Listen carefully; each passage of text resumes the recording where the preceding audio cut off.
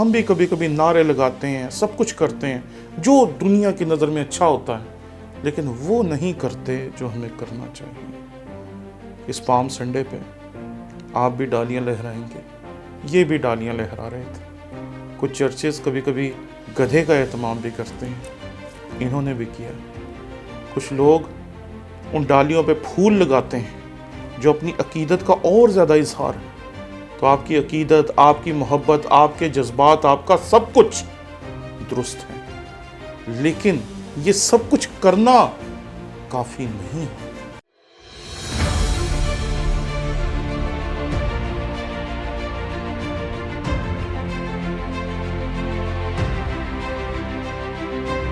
हमारे चैनल को लाइक करें, शेयर करें, सब्सक्राइब करें, और अगर आपको पसंद आए तो हमारे इन वीडियोस के लिंक्स को लेकर आप अपने दोस्तों, अजीज़ों और रिश्तेदारों तक भी पहुंचाएं,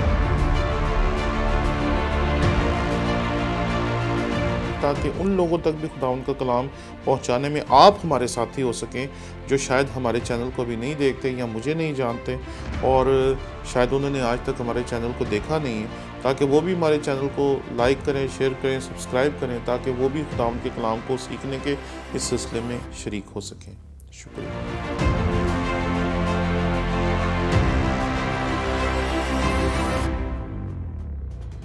मसीह यीशु के अजीम और जलील नाम में आपकी सलामती हो। मेरा नाम पादरी प्रोफेसर टोनी विलियम है।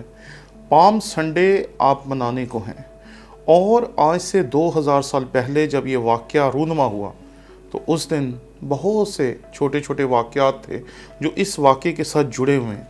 आगाज़ ही में मसीह खुदावंद अपने शागिर्दों को भेजते हैं कि वो जाएं और जाकर एक गांव में से गधी का बच्चा लेकर आएँ, और जब वो उसे लेके आते हैं तो लोग जो कि उस वक्त इंतहाई गुर्बत के आलम में थे, ज़्यादातर लोग ऐसे थे जिनके पास कपड़े बहुत ही कम होते थे, लेकिन उन्होंने वो कपड़े भी उतारे और उस गधी के बच्चे पे डाल दिए।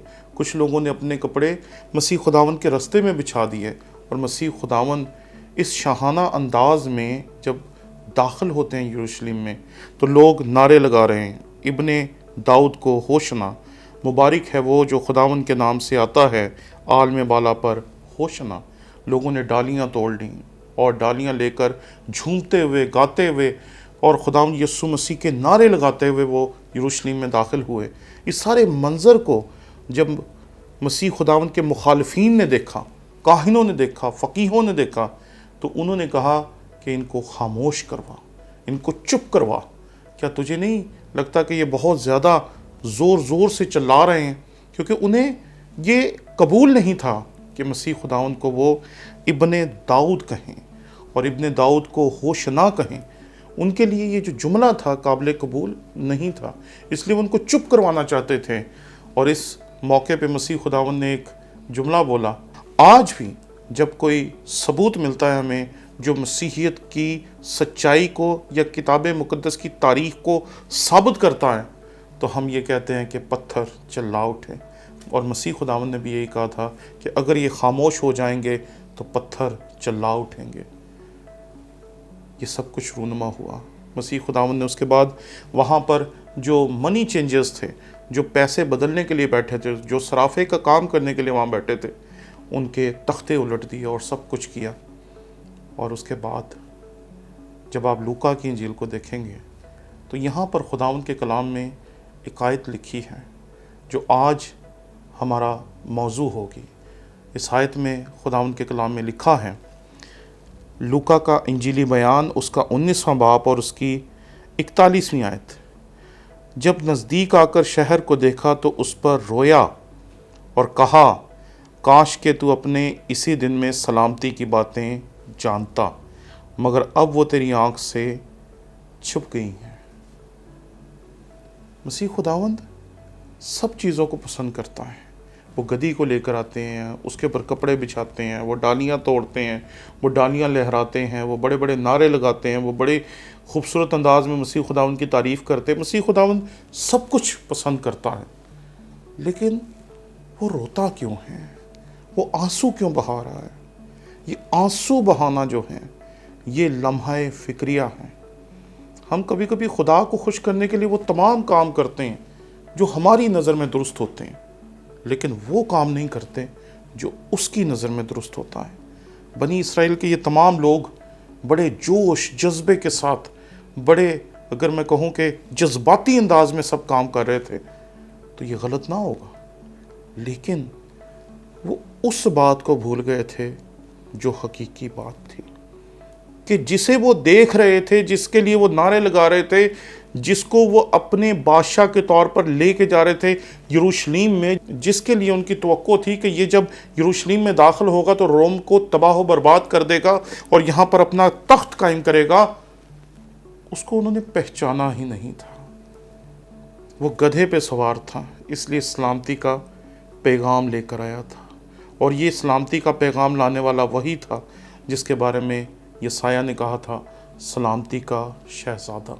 और मसीह खुदावंद रो रहे हैं क्योंकि उन्हें पता है कि ये भीड़ है, और भीड़ के अपने ना जज्बात होते हैं, ना अल्फाज होते हैं, और ना ही उनकी कोई ज़ाती और शख्सी सोच होती। इनको जो सोच दे दी जाए ये उसी को ही ले लेते हैं।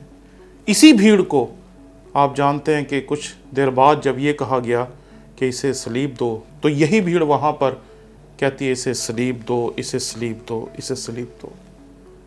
क्यों? क्योंकि इस भीड़ को जिसे पहचानना चाहिए था, इन्होंने उसके लिए गधी का इस्तेमाल किया, उस पर कपड़े बिछाए, उसके लिए डालियां तोड़ी, उसके लिए नारे लगाए, और उसके लिए जो कुछ कर सकते थे किया, लेकिन वो नहीं किया जो करना चाहिए था। और मसीह खुदावंद ने उस बात का इकरार किया और अपने आंसू बहाए उन लोगों के लिए। उन आंसू बहाते हुए उसने कहा, काश के तू अपने इसी दिन में सलामती की बातें जानता। यानी कि तेरे सामने सलामती का शहजादा है और तू सलामती के शहजादे को पहचान नहीं पा रहा। तू किसे तलाश कर रहा है, या तू किसे इस वक्त तख्त पे बिठाना चाहता है? उस मसाया को जिसको पुराने अहदनामे के नबियों ने पेश किया, जो आएगा और तलवार से तमाम कौमों को ख़त्म कर देगा और अपना तख्त कायम करेगा।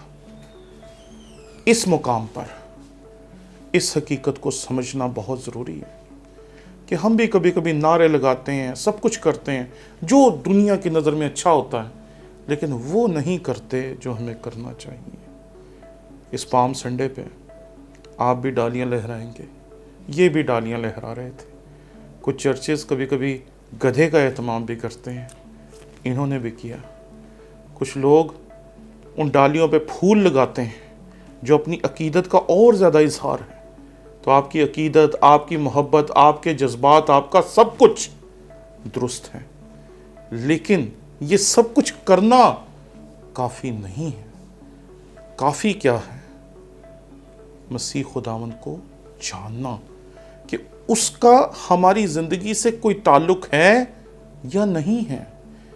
वरना वही होगा कि जब नारे लगेंगे तो लोग नारे लगाएंगे, लेकिन उन्हें समझ नहीं आएगी कि नारे लग क्या रहे हैं।